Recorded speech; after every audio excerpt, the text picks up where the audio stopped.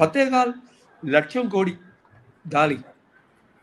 இந்த இது இடத்துல வந்து இந்த ஒவ்வொருத்தருக்கும் 1 கிராம் தங்கம்னு கொடுத்தாலே 4.5 லட்சம் பேர் வெயிட் பண்றாங்க. 4.5 லட்சம் கிராம் தங்கம்னாலே அப்ப நினைச்சு பாருங்க எவ்வளவு, அதாவது 1000 கோடிக்கு மேல போகுது. ஸோ இப்படி இருக்கும்போது இந்த மின்வெட்டு எதுக்காக வருதுன்னா எக்கானமி தான், காசு இல்லை, அந்த மின் உற்பத்தி கம்மியாயிட்டு இருக்கு.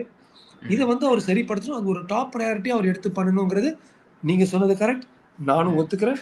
இது போன்ற விஷயங்கள், இன்ஃப்ராஸ்ட்ரக்சர், சமூக கட்டமைப்பு விஷயங்களுக்கு இன்னும் முக்கியத்துவம் கொடுத்துட்டு சின்ன சின்ன விஷயங்கள், வந்தே மாதிரம் பாடுறீங்களா இல்லையா, ஒரு இவங்க உங்க வேலையை செஞ்சு இப்போ சரியா பார்த்தாங்களா இல்லையா, தென்காசி, அதுக்கு கம்மியான முக்கியத்துவம் கொடுத்துட்டு டாப் ப்ரையாரிட்டிஸ், அந்த ப்ரையாரிட்டிஸ் மேலாண்மையில சொல்லுவாங்க, இது அர்ஜென்ட் ப்ளஸ் இம்பார்ட்டன்ட் அதை முதல் பண்ணு, அப்புறம் அர்ஜென்ட் நாட் இம்பார்ட்டன்ட் பண்ணு, அப்புறம் நீ நாட் அர்ஜென்ட் நாட் இம்பார்ட்டன்ட்ல அப்புறம் பார்த்தோம்.